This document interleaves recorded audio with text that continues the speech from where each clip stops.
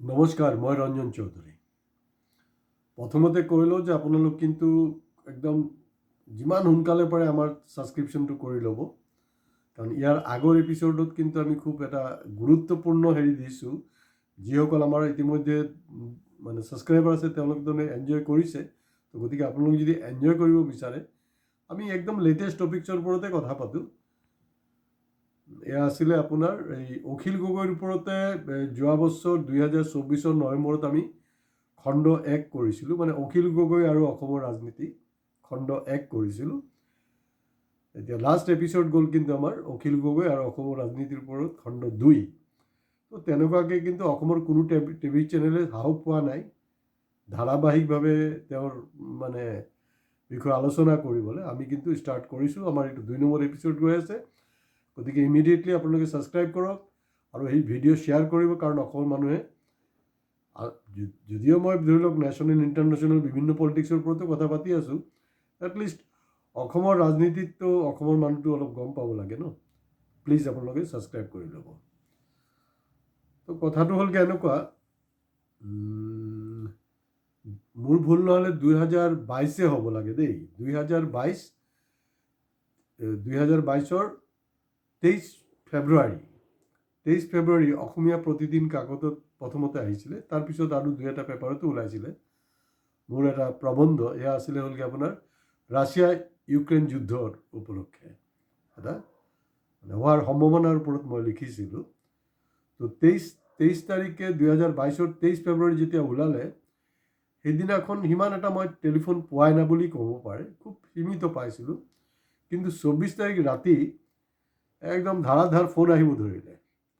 তাৰ কাৰণ হ'ল, আপোনালোকে নিশ্চয় মনত আছে যে অসমৰো বহুত ল'ৰা ছোৱালী কিন্তু সেইটো সময়ত ইউক্ৰেইনত ফচি আছিলে, যিসকল ডক্টৰী বা বেলেগ বেলেগ পঢ়া শুনাৰ কাৰণে গৈছিলে। অসমৰ বহুত ছাত্ৰ ছাত্ৰী তাত ফচি আছিলে। 24 তাৰিখ ৰাতি কিন্তু বহু ফোন আহিছে দেই, মানে এইটো গিনতিত নাই আৰু। কাৰণ তাত যোনটো মোৰ প্ৰবন্ধ আছিলে, প্ৰবন্ধত মই কেটাগৰিকেলি লিখিছিলোঁ এটা শব্দ। লাষ্ট লাইনটো আছিলে যে আপোনাৰ ভ্লাদিমিৰ পুটিনক আণ্ডাৰ এষ্টিমেট কৰাটো ভুল হ'ব, কাৰণ ভ্লাদিমিৰ পুটিন এই ৰাজনীতিত অহাৰ আগত তেওঁৰ মানে KGBৰ, আমাৰ যেনেকৈ ইণ্ডিয়াৰ আছে আছে, তেনেকৈ তেওঁলোকৰ KGB বা আমেৰিকাৰ CIA, তো KGBৰ তেওঁ একদম টপ একজন অফিচিয়েল আছিলে।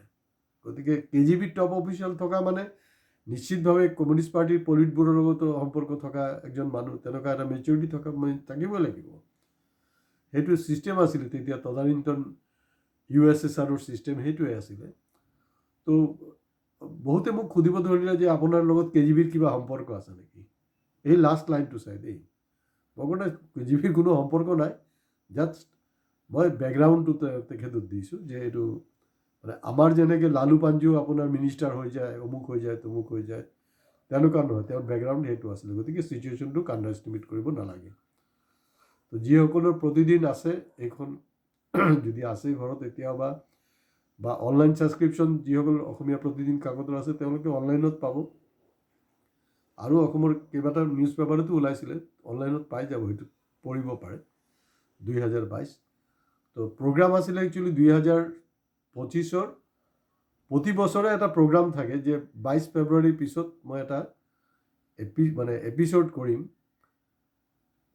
কিন্তু এইটো হোৱাগৈ নাই। তো যি নহওক, ভাৰতৰ লগত মই আজি এতিয়া যিটো বিষয়ত কথা পাতিবলৈ গৈছোঁ, ৰাছিয়া ইউক্ৰেইনৰ যুদ্ধৰ ভাৰতৰ লগতে অলপ এটা কিবা সম্পৰ্ক আছে ক'ৰবাত না ক'ৰবাত। সেইটো কাৰণে অলপ ব্যাখ্যা কৰিব খুজিছোঁ, আৰু খুব দীঘলীয়া নহ'ব, অলপ ধৈৰ্য ধৰি শেষলৈকে শুনক, কিন্তু কমেণ্ট বক্সত গৈ কমেণ্ট দিবলৈ নাপাহৰিব। নাম্বাৰ 1, এইটোতো নিশ্চয় মনত আছে, সেইটো সময়ত আপোনাৰ UP ইলেকশ্যন জিকাৰ কাৰণে BJP IT চেলে এটা এডৰ নিচিনা চলাই আছিলে, পাপা মোদীজী নে ৱাৰ ৰুকা দি।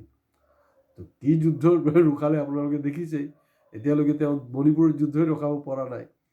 এইবিলাক তেওঁলোকৰ কেম্পেইনিঙৰ পাৰ্ট আছিলে।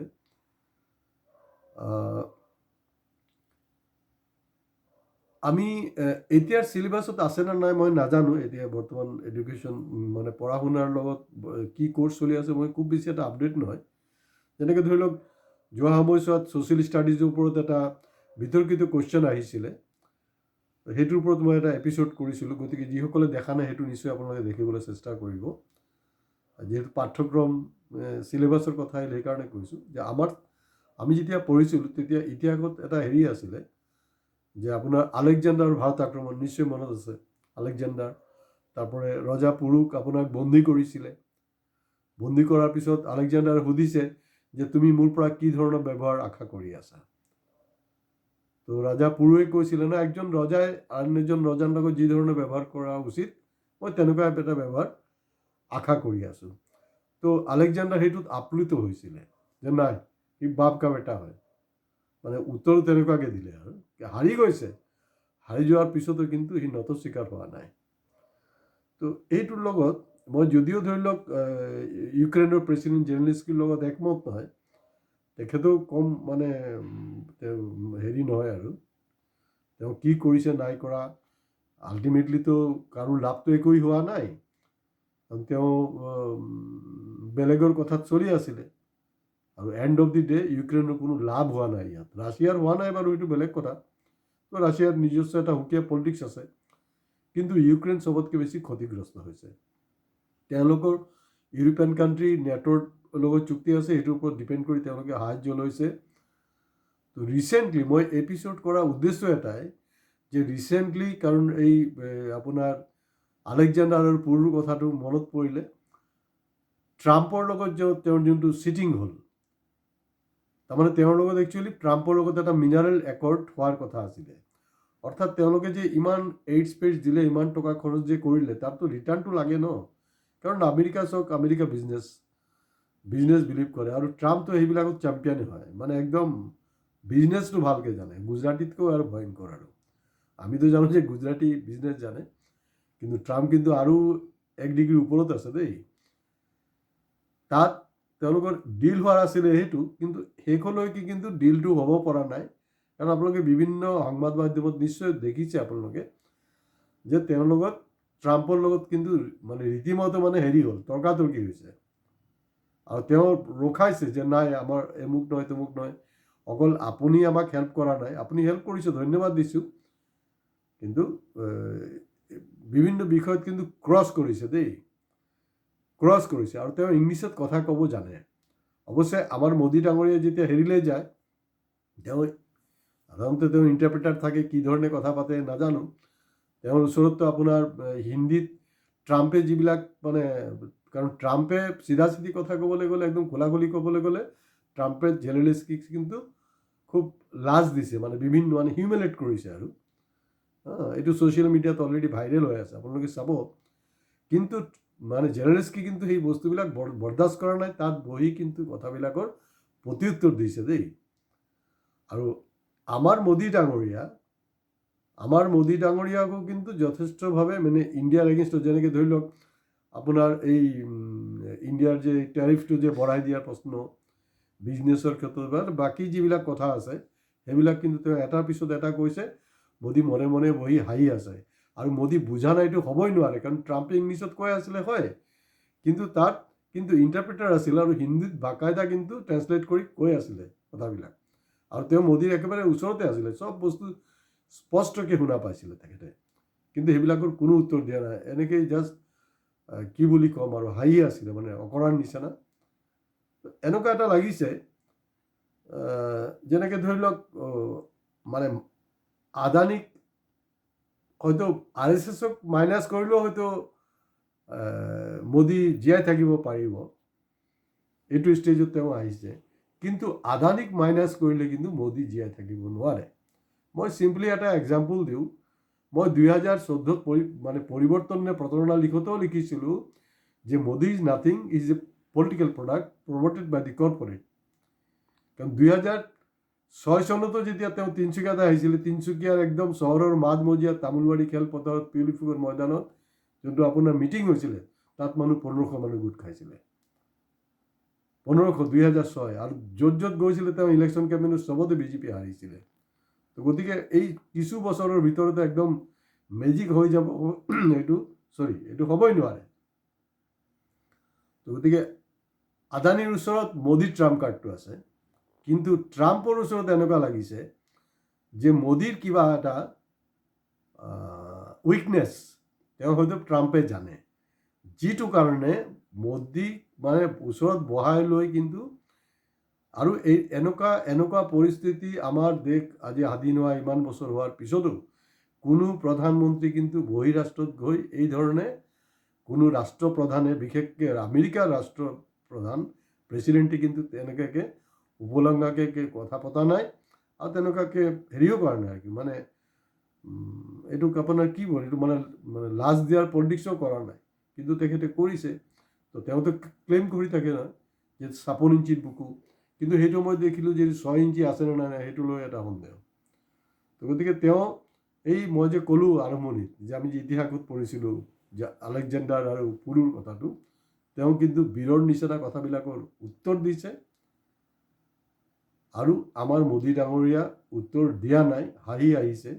আৰু অলপতে আপোনালোকে যেতিয়া টেৰিফৰ সমস্যাবিলাক আহিবলৈ ষ্টাৰ্ট হৈছেই আৰু বিভিন্ন মেডিচিনে কওক বা বিভিন্ন বস্তুৰ কিন্তু দাম চামো বৃদ্ধি হ'ব, তেতিয়া হয়তো আপোনালোকৰ মগজত সোমাব বস্তুটো। তো গতিকে মই আগতীয়াকৈ কথাটো কৈ দিলোঁ। আৰু এই যে বকৱাছ কিছু ডায়লগ বাজি আছে, পাপা মোদীজী নে ৱাৰ ৰুকা দি, এই কি হ'লতো আপোনালোকে দেখিলেই, সেইটো আৰু ক'বলৈ নাই। কিন্তু আমি বিচাৰোঁ যে ভাৰতবৰ্ষৰ প্ৰধানমন্ত্ৰী তেওঁ 26 ইঞ্চিৰ এইবিলাক ক'বলৈ দৰকাৰ নাই, তেওঁৰ যোনটো পাৰফৰ্মেঞ্চ কিন্তু 26 ইঞ্চিৰ বুকুৰ প্ৰমাণ হোৱা নাই। গতিকে বহিৰাষ্ট্ৰত যেতিয়া যাব, বহিৰাষ্ট্ৰত গৈ যাতে কমচে কম ভাৰতৰ যে মান সন্মান এই কথাটো যাতে তেওঁ মনত থয়, ভাৰতৰ সন্মান জড়িত হৈ আছে এই বস্তুটো মনত ৰখাটো খুব জৰুৰী। আৰু কোনোপধ্যেই ভাৰতক আমেৰিকাই হওক ৰাছিয়াই হওক ৰাষ্ট্ৰপতি আমাক অপমান কৰিব, আমি কিন্তু ভাৰতীয় হিচাপে বস্তুটো কেতিয়াও সেই বস্তুটো গ্ৰহণ নকৰোঁ, এইটো ধিক্কাৰযোগ্য। গতিকে নেক্সট ভিজিটত যাতে সেইবিলাকৰ প্ৰত্যুত্তৰ দিয়ে আৰু ইণ্ডিয়াৰ মাৰ্কেট যাতে আমেৰিকা এই ধৰণে, কাৰণ টেছলাৰ গাড়ীৰ কথাটো আপোনালোকে জানে, সেইটো বহলাই ক'বলৈ নাই, সোমালে এইবিলাক ব্যৱস্থাবিলাক কৰি দিছে। যেনেকৈ আপোনাৰ চাইনাক আপোনাৰ 4000 স্কুৱাৰ কিলোমিটাৰ কব্জা কৰিলেই একোডাল কৰিব পৰা নাই, ঠিক তেনেকৈ কিন্তু ইণ্ডিয়ান মাৰ্কেটত তেওঁলোকে সোমাবলৈ ধৰিছে আৰু। কিন্তু আমি কিছুদিন পিছত এইবিলাক বস্তু অনুভৱ কৰিম, তেতিয়া হয়তো বহুত লেট হৈ যাব। এতিয়াৰ পৰা এই বস্তুবিলাক আলোচনা কৰা দৰকাৰ। কিন্তু আমি অকল অসমৰ ৰাজনীতি নহয়, আমি নেশ্যনেল আৰু ইণ্টাৰনেশ্যনেল টপিকছ কৰোঁ। তো লাষ্ট এপিছড যোনটো আমি অখিল গগৈৰ ওপৰত কৰিছিলোঁ, সেই এপিছড কিন্তু আপোনালোকে দেখিবলৈ নাপাহৰিব। আজি ইমানতে শেষ কৰিছোঁ। নমস্কাৰ, ধন্যবাদ।